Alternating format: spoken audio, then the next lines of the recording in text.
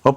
Teka lang, wag muna scroll. Guys, so andito tayo ngayon sa stock room. Mayroon tayong dumating na bagong item. So napaka-cool na ito. Pakita ko lang sa inyo. Ito yung Prox na collaboration sa Atmos. Ito yung Gear 5 na tinatawag nila. So sobrang cool na ito. Pakita ko yung details sa inyo. Yung packaging niya, nasa plastic lang siya na may print ni Luffy tsaka One Piece logo. Naka Gear 5 si Luffy dito. Ito yung G-bits niya, yung straw hat, then yung logo ng Straw Hat Pirates. Dito naman, ito yung Atmos logo, yung letter O, pinalitan nila nung Straw Hat Pirates na head. Then syempre, ito naman yung eyes tsaka yung tongue ni Luffy. Then ito yung insole niya guys, kulay purple siya, then Atmos logo, then makikita nyo yung logo ni Sun God Nika or ni Luffy nung nag-transform siya ng Gear 5. Then sa outsole, combination siya ng brown and purple. So yung pagka-white niya, parang dirty white siya, hindi siya yung white na white. Ito yung white flame sa likod ni Luffy pag nagtatransform siya sa Gear 5. So napakabihira ng ganitong G-bits. So kung mapapansin nyo yung pahaba. Normally yung mga G-bits ganito lang, parang flat lang. Tsaka itong straw hat, napakaganda. So ito yung extra G-bits niya. Ito yung Devil Fruit ni Luffy. Okay na okay to, lalo na sa mga fan ni Luffy dyan na i-add nyo to sa collection nyo. Nilabas tong pair na to nung AtmosCon, April 19 kung hindi ako nagkakamali. Nilabas nila sa public. Exclusive lang siya sa mga Atmos stores nung June 21st. Then sobrang onti nang nilabas nilang stocks kaya sobrang hirap makakahanap nito. Swerte lang tayo na meron dito sa both branch natin sa Ayala Marquee and Ayala Circuit. Pero meron lang tayong 2 per size